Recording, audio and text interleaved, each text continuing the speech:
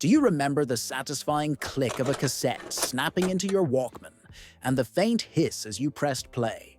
For many of us, Sony's Walkman, paired with a pocket full of favorite mixtapes, was the soundtrack of our youth. It let us carry our music wherever we went, transforming long bus rides and morning jogs into personal concerts. At its peak, the Walkman wasn't just a gadget, it was a cultural touchstone. In the 1980s and 90s, from teenagers on skateboards to businessmen on their commutes, everyone seemed to have those foam-padded headphones on.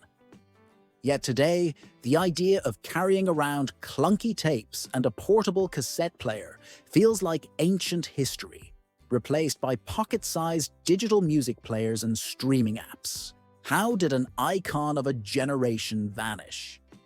In today's video, we'll uncover the rise and fall of the Walkman and the cassette tape era, how it began, what made it revolutionary, the new technologies that led to its decline, and what lessons this story still holds in our digital age. But to really understand the Walkman's legacy, let's hit the rewind button and go back to where it all started. In 1963, Philips introduced the compact cassette tape, making recorded music more portable than ever. By the 1970s, cassettes were catching on. You could make mixtapes and play them in car stereos or boomboxes, but a truly personal, on-the-go music experience was still out of reach. That changed on July 1st, 1979, when Sony unveiled the Walkman in Japan, a gadget that would revolutionize how we listen to music. Sony's co-founders, Masaru Ibuka and Akio Morita, had pushed their engineers to create a portable stereo cassette player so people could enjoy their favorite tunes anywhere. The result, the Sony Walkman TPS L2, was a game-changer. A small, lightweight cassette player with comfortable headphones that let you privately listen to music while walking, jogging, or commuting.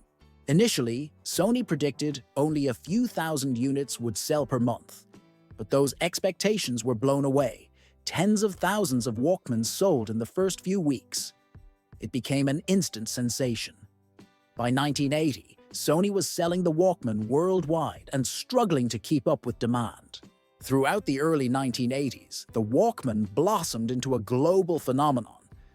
It wasn't just a cool tech toy, it changed culture. Suddenly, everyone from kids on skateboards to commuters on the subway had headphones on, immersed in their own personal soundtrack. Walkman became a household name and even entered the dictionary by 1986 as a synonym for any portable music player.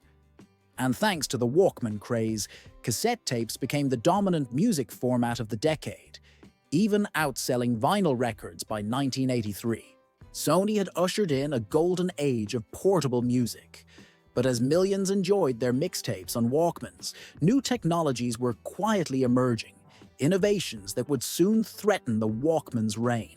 By the late 1980s, the Walkman was everywhere. If you strolled through a park or rode a school bus, you'd see those foam-padded headphones all around. Owning a Walkman, or one of its many knockoffs, was almost a teenage rite of passage, a symbol of freedom and personal style. It felt like nearly everyone had one, from school kids to adults on their morning jogs. Cassette culture in that era had its own special magic.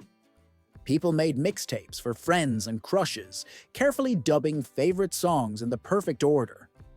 Handing someone a homemade tape was basically saying, "I made this for you." And using a Walkman came with little rituals. Flipping the cassette to side B when one side finished, rewinding tapes with a pencil to save battery, and dealing with that hissy sound when your batteries were dying. Quirks that 80s and 90s kids remember fondly. At its peak, the Walkman wasn't just a gadget. It was a pop culture icon.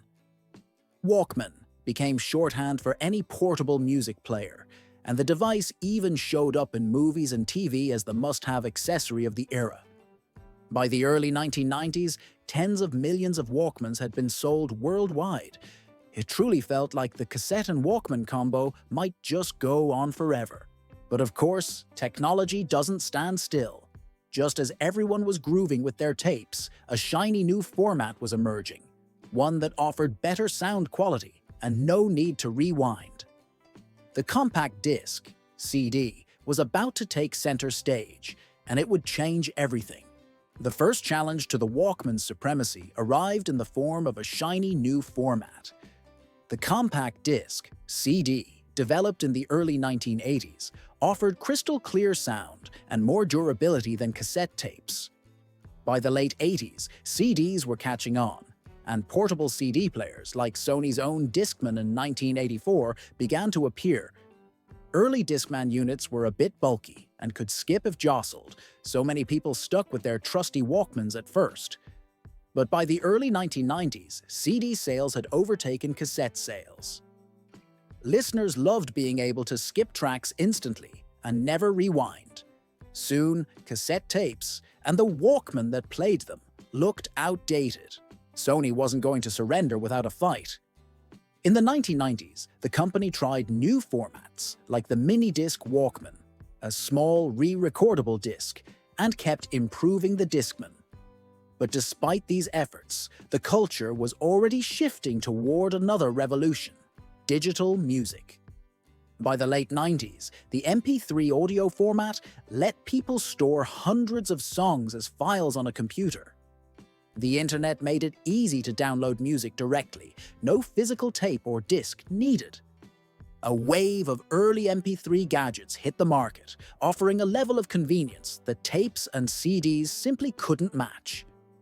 Then came the knockout blow, delivered not by a tape or disc, but by Silicon Valley.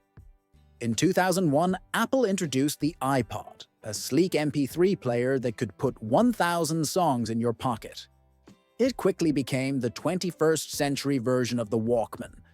Ironically, the pioneer of portable music was now lagging behind.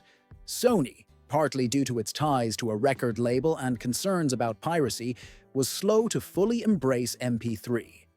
It pushed proprietary music formats, and its early digital Walkman players never caught on. Meanwhile, Apple and other tech upstarts raced ahead. The portable music crown had passed on, and Sony's Walkman brand never regained its old dominance. By the 2000s, cassette tapes had all but died out. And in 2010, Sony finally stopped manufacturing cassette Walkmans, fittingly around the iPod's 9th anniversary. It was truly the end of an era. Unlike some corporate giants that crash overnight, the fall of the Walkman era was a slow fade-out as new technology took over. The lesson here? Even a groundbreaking gadget can't survive forever if it doesn't keep evolving. Sony's Walkman revolutionized music listening, but its fate became a cautionary tale. In the world of tech, you evolve or you get left behind, no matter how fondly people remember you. The Walkman and cassette tape are relics now. But for anyone who grew up in the 80s or 90s, the memory of snapping a tape into a Walkman and putting on those foam headphones still brings a smile. In pop culture, the Walkman often appears as a symbol of its era. For example, the film Guardians of the Galaxy featured a Walkman and an awesome mix cassette to instantly evoke 1980s nostalgia. Believe it or not, cassette tapes have even seen a small revival among retro music lovers and indie bands. Some pieces of the past just refuse to fade away. The Walkman's story is a reminder of both the joy of innovation and the inevitability of change. On one hand, it gave millions of people the freedom to carry their music anywhere, the soundtrack of a generation. On the other hand, it shows that even the most iconic gadgets can be left behind as technology marches on. So, did you ever own a Walkman or spend hours crafting the perfect mixtape? Share your memories in the comments below. We'd love to hear your stories. And don't forget to subscribe for more blasts from the past every week.